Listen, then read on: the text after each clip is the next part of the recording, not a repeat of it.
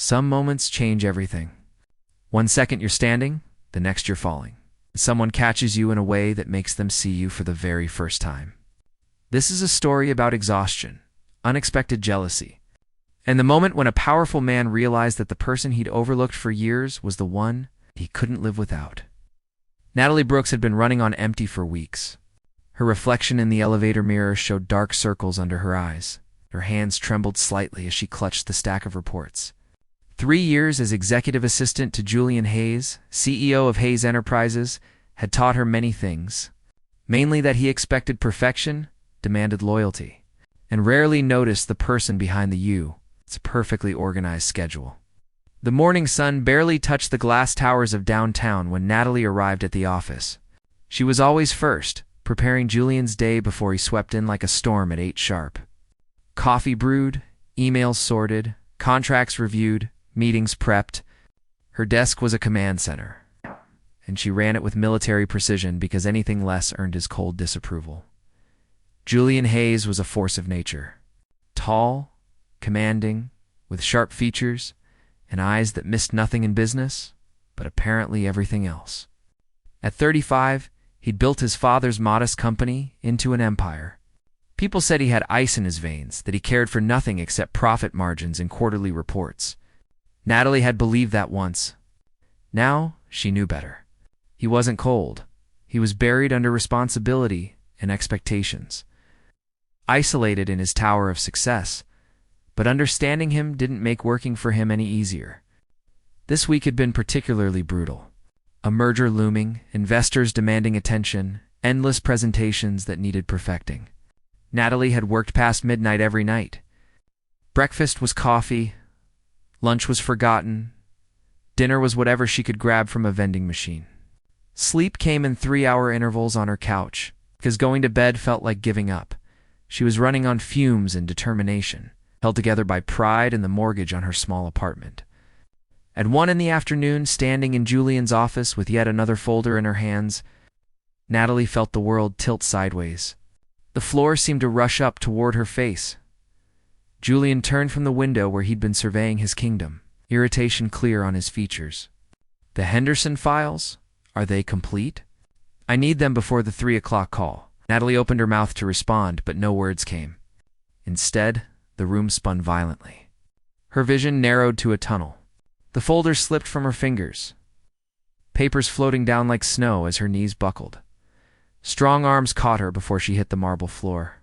Julian's voice, sharp with something she'd never heard before, cut through the darkness. "Natalie, stay with me." She came to on his leather couch, Julian kneeling beside her with his tie loosened and genuine fear in his eyes. For a moment, Natalie couldn't process what she was seeing. Julian Hayes, who once held a board meeting during a fire alarm, looked absolutely terrified. "Don't move," he commanded, but his hand was gentle as it touched her forehead. "When did you last eat something?" Natalie tried to sit up, but he stopped her with a firm hand on her shoulder. "Yesterday morning, I think. Maybe the night before." The words came out weak, embarrassing. Julian's jaw clenched. "You think? That's unacceptable. I'm calling an ambulance." "No, please." Natalie managed to catch his wrist as he reached for the phone. "I just need to go home and rest. It's just exhaustion." He studied her for a long moment, and Natalie saw something shift in his expression. Concern? Yes, but something else too. Something that made her heart beat faster despite her weakened state. "Fine, but you're not going alone. Call someone to pick you up, now." With shaking hands, Natalie pulled out her phone and dialed the one person who always answered. "Derek, I need you to come get me from work. I'm not feeling well." Julian watched her make the call, his expression unreadable. "Who's Derek?" he asked after she hung up. "Someone I trust," Natalie replied, too tired to elaborate. 20 minutes felt like hours. Julian canceled his meetings, brought her water, adjusted the pillow behind her head. He hovered like he'd never hovered over anything in his life, and Natalie found it both touching and confusing. This wasn't the boss she knew. When the receptionist called up announcing a visitor, Julian insisted on escorting Natalie downstairs himself. He supported her elbow as they walked to the elevator, his body tense with protective energy that made no sense for an employer worried about an employee. The lobby doors opened, and Derek rushed in. At 32, her brother was everything Julian wasn't in that moment, openly warm and immediately comforting. Without hesitation, he scooped Natalie into his arms like she weighed nothing. "Jess, what happened?" "You're working yourself to death," Derek said, his voice thick with worry and disapproval. Natalie tried to protest. "I can walk." "Not happening." "You collapsed, little sister. I'm taking you home." Julian stood frozen, watching this exchange. Natalie saw his hands clench into fists, saw the muscle jump in his jaw. When Derek turned to leave, carrying her effortlessly toward the exit, Julian's voice stopped them. "Wait!" He stepped forward, extending his hand formally. "Julian Hayes. I'm Natalie's employer." Derek shifted Natalie in his arms and shook Julian's hand briefly. Derek Brooks. Her brother. Something electric passed through the air. Natalie pressed against Derek's chest, watched Julian's face transform. Relief, confusion, and something darker all flickered across his features in rapid succession. "Take care of her," Julian said, his voice rough. "And Natalie, don't come back until you're fully recovered. That's an order." As Derek carried her out to his car, Natalie looked back through the glass doors. Julian stood in the middle of the lobby, hands in his pockets, watching them leave. Even from a distance, she could see the tension in his shoulders, the intensity in his gaze. Something had changed. In the moment she'd fallen, something fundamental had shifted between them. Julian Hayes had caught her, but in doing so, he'd stumbled into feelings he didn't understand. That night, alone in his penthouse, Julian paced like a caged animal. The image of another man carrying Natalie away played on repeat in his mind. He'd felt rage, possessiveness, jealousy, emotions he'd never allowed himself to feel. For 3 years, she'd been invisible to him, except as the person who made his life run smoothly. Now, he couldn't stop thinking about her pale face, her trembling hands, the way she'd fit in his arms for those few seconds before consciousness returned. Her brother. Derek was her brother. The relief Julian felt was disproportionate and telling. He poured himself a drink and stared out at the city lights. Finally admitting what his heart had been trying to tell him all day, Natalie Brooks wasn't just his assistant anymore. She was the woman who'd been right in front of him all along, and he'd been too blind to see her. Now that he had, everything was different. Everything. The morning after her collapse, Natalie woke to Derek cooking breakfast in her tiny kitchen. Pancakes, eggs, fresh fruit arranged on a tray like she was royalty. Her brother had always been overprotective, but this was excessive, even for him. "You scared me yesterday," Derek said, setting the tray on her lap. "When's the last time you took a real break?" Natalie picked at the food, her appetite still weak. "I can't afford breaks. You know how competitive my field is? If I show weakness, someone else takes my place. Is any job worth your health?" Derek sat on the edge of her bed, concern etched deep in his features. "That boss of yours works you like a machine." Before Natalie could defend Julian, something she found herself wanting to do, her phone rang. Julian's name flashed on the screen. Derek raised an eyebrow as she answered. "Hello? Natalie, how are you feeling?" Julian's voice was softer than she'd ever heard it, lacking its usual commanding edge. "Much better, thank you. I'll be back tomorrow, no." The word was firm, but not harsh. "Take the rest of the week. I mean it. Your health is more important than any merger." Natalie blinked in surprise. In 3 years, Julian had never suggested she take time off. "But the Henderson deal? I'll handle it. Just rest. Please." After she hung up, Derek was grinning. "Please?" Your Ice King boss said please? What happened in that office before I got there? Natalie threw a pillow at him, but her cheeks burned. She'd been wondering the same thing. The man who'd held her yesterday, who'd looked at her with such raw concern, wasn't the Julian Hayes she thought she knew. Over the next 3 days, Julian called every morning and evening. Short conversations, awkward at first, but gradually becoming easier. He asked about her sleep, her meals, whether she needed anything. On the 3rd day, A delivery arrived at her door. Fresh groceries, prepared meals, vitamins, and a handwritten note in Julian's precise script. Your health matters. Don't forget to eat, JH. Natalie traced the letters with her finger, her heart doing complicated things in her chest. Derek, watching from the couch, shook his head with a knowing smile. That man's got it bad, and he doesn't even realize it yet. Don't be ridiculous, Natalie protested. But her voice lacked conviction. When she returned to work on Monday, the office felt different. Julian had hired an assistant to help with her workload, reduced her hours, and instituted a mandatory lunch break. He'd also redistricted her desk, moving it closer to his office. Close enough that he could see her through the glass walls. Welcome back, Julian said when she entered his office for the morning briefing. He looked tired, like he hadn't slept well. How are you feeling? Completely recovered. Thank you for everything you did. Should have noticed sooner. His voice carried an edge of guilt.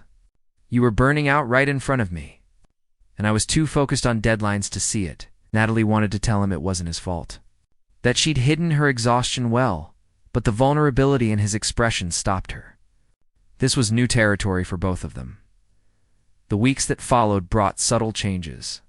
Julian started taking lunch breaks, something he'd never done, and often invited Natalie to join him. They'd eat in his office, talking about work at first, then gradually about other things. She learned he loved old movies but never had time to watch them. He discovered she dreamed of starting her own consulting firm someday one afternoon. As they reviewed contracts over sandwiches, Julian set down his pen and looked at her directly. Can I ask you something personal? Natalie's heart skipped. Of course, that day you collapsed. Why did you call Derek instead of letting me help you? She considered the question carefully. You were already there helping. And Derek's my family. He's been taking care of me since our parents died 5 years ago. It's habit, I guess. I see. Julian's expression was difficult to read. You're close with him. It's my only family. My big brother, my protector, my best friend. Natalie smiled softly. Why do you ask? Julian looked away, a muscle working in his jaw. I thought he might be someone else. Someone more than family. Understanding dawned slowly, then all at once. Natalie set down her coffee carefully. Julian, were you jealous? The silence stretched between them, loaded with unspoken truths. When Julian finally met her eyes, there was no hiding what she saw there. Desire, confusion, something that looked dangerously like longing. Yes, He admitted quietly. I was jealous. I am jealous. Of any time someone else gets with you, of whoever makes you smile, of the fact that you trusted someone else to take care of you that day instead of letting me. Natalie's breath caught. Why? Because somewhere between you organizing my chaos and challenging me when I'm wrong, between your smile on difficult days and your dedication to everything you do, I started seeing you. Really seeing you. Julian leaned forward, his voice dropping to something intimate and raw. And now I can't stop, Julian. Natalie didn't know what to say. Her heart was racing, years of hidden feelings suddenly validated. I know this is complicated. You work for me. There are rules, expectations. He ran a hand through his hair, frustration evident. But I can't keep pretending I don't feel this. When you collapsed in my arms, when I thought something serious was wrong, I realized you'd become the most important person in my life without me even noticing when it happened. Natalie felt tears prick her eyes. You want to know something? I've had feelings for you since my first week working here. But you were my boss, untouchable, and I was just the assistant who kept your schedule. So I buried it deep and tried to be professional. Julian stood, moving around the desk until he was standing in front of her. He reached out slowly, giving her time to pull away, and tucked a strand of hair behind her ear. The gesture was tender, careful, reverent. You were never just anything, Natalie. I was just too stupid to see what was right in front of me. What do we do now? She whispered. We figure it out together, Julian said. If you want to, I know this could complicate your career, your life, but I'm asking for a chance. Let me take you to dinner, away from this office, away from boss and assistant. Just Julian and Natalie, seeing where this could go. Natalie stood, closing the small distance between them. For years, she'd maintained careful space, professional boundaries. Now, she let herself step into his orbit, close enough to feel his warmth. "Yes," she said simply, "I want that." The smile that transformed Julian's face was worth every complicated thing that would come next. He took her hand, threading their fingers together, and for a moment, they just stood there, savoring the shift from what they'd been to what they might become. Outside the office windows, the city continued its busy rhythm, unaware that inside, two people had finally found the courage to reach for something real. That evening, Natalie stood in front of her closet for the third time, trying to decide what to wear. This wasn't a business dinner. This was Julian asking her out as a man interested in a woman, and the significance of that made her hands shake as she reached for a deep blue dress. Derek appeared in her doorway, arms crossed, wearing his protective big brother expression. "So you're really doing this? Dating your boss?" "We're having dinner." Derek, "One dinner." But Natalie couldn't hide her smile.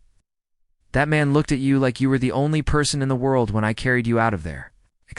Carrick's expression softened. "Just be careful with your heart, okay?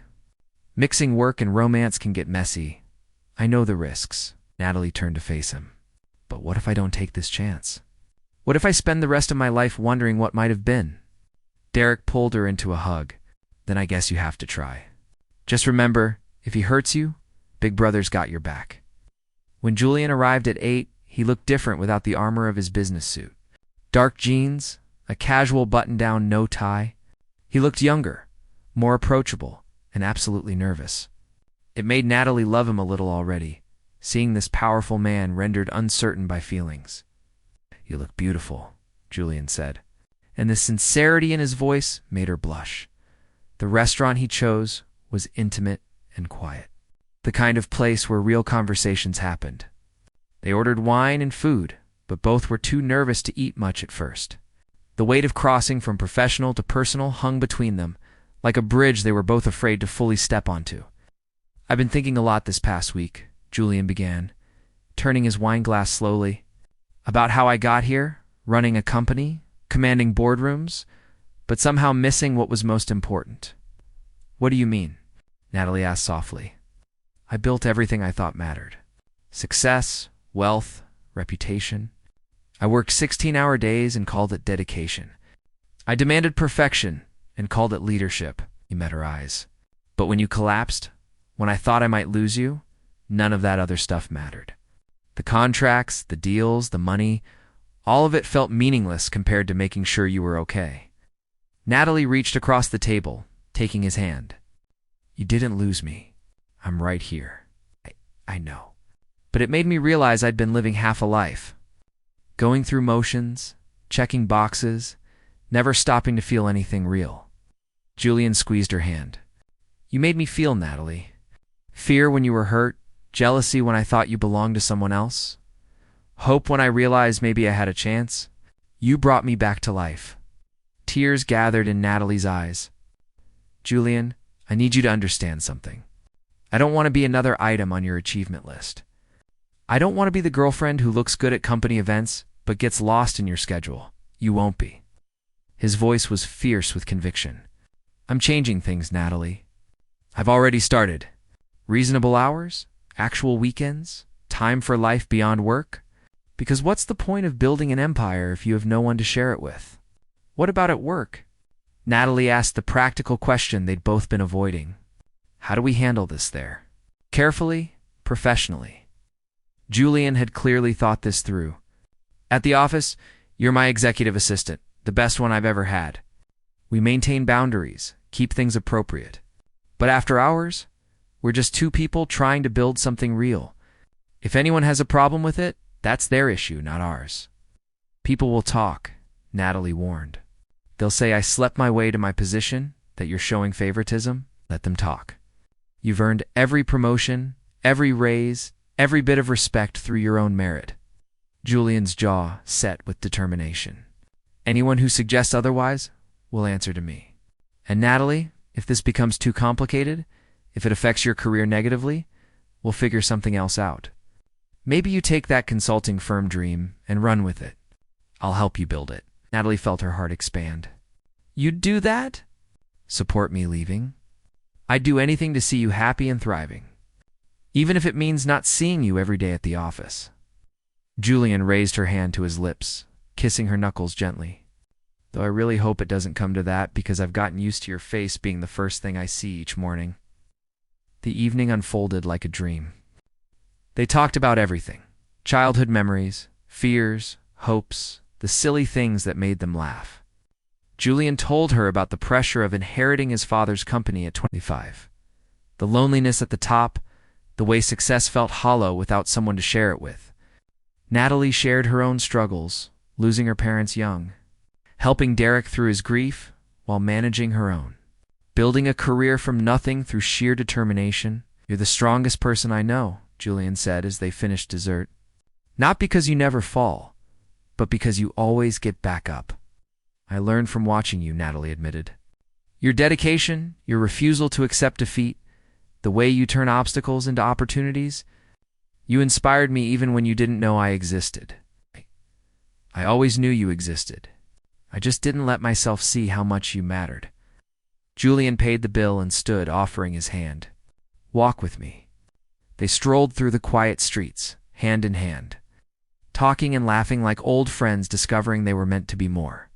When they reached her building, Julian walked her to the door, but didn't try to push for more. Instead, he cupped her face gently. Thank you for giving me this chance, he said quietly. For seeing past the cold boss to the man underneath who's been waiting for someone like you his whole life. Thank you for finally seeing me, Natalie whispered back. The kiss was soft, tentative, perfect. A promise of beginnings, not an ending. When they pulled apart, both were smiling. Over the following months, they navigated their new reality with care and intention. At work, they were consummate professionals, maintaining boundaries that protected both of them. But after hours, they built something beautiful. Quiet dinners, movie nights on Natalie's couch, meeting each other's friends and family. Derek eventually approved after a thorough Big Brother interrogation that left Julian sweating but laughing. Julian kept his promise, about changing. He left work at reasonable hours, took actual vacations, learned to delegate. He discovered that life was richer with balance, that success meant nothing without someone to celebrate with. Natalie bloomed under the attention, no longer running herself into exhaustion, finally allowing herself to be cared for as much as she cared for others. 6 months after that first dinner, Julian stood in front of the entire company at their annual meeting. Natalie sat in the audience, nervous about what he'd say. They'd kept their relationship relatively private, professional at work, but rumors had circulated despite their discretion. I want to talk about something personal, Julian began, and the room went silent. When I took over this company 10 years ago, I thought success meant sacrificing everything else. Work came first, always. I measured my worth in profits and productivity. I was wrong. He found Natalie's eyes in the crowd. Someone taught me that real success means balance. It means building something sustainable, creating a workplace where people can excel without destroying themselves. It means recognizing that behind every job title is a human being with needs, dreams, and limits. That's why I'm implementing new company-wide policies. Mandatory vacation time, mental health days, flexible scheduling for parents, support for continuing education. Julian smiled. Because a company is only as strong as its people, and people need time to live lives worth working for. The applause was thunderous. After the meeting, colleagues congratulated Natalie, not with snide remarks about favoritism, but with genuine appreciation for the positive changes everyone could feel happening. You did this, Julian told her later in his office. We did this, Natalie corrected. Together. That night, walking through the park where Julian had first kissed her, he stopped suddenly and turned to face her. The evening sun cast golden light through the trees, and his expression was serious, nervous, hopeful. Natalie Brooks, falling for you was the best accident of my life. Julian reached into his pocket.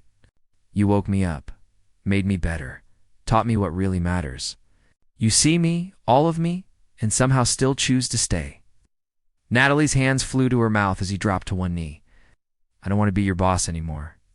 I want to be your partner, your equal, your home. He opened the small box, revealing a simple but beautiful ring. Will you marry me?